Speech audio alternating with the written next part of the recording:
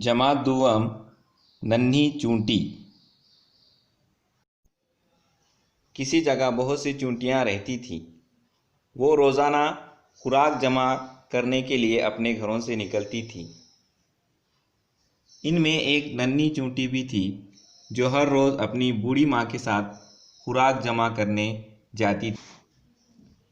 ایک دن اس نے اپنی ماں سے کہا، امی، آپ بوڑھی ہو گئی ہیں، بیمار بھی رہتی ہیں، اب آپ آرام کیجیے، کل سے خوراک جمع کرنے کے لیے میں اکیلی جاؤں گی۔ ماں نے کہا، بیٹی، تم نے ٹھیک کہا، لیکن خیال رکھنا برسات کے دن قریب ہیں۔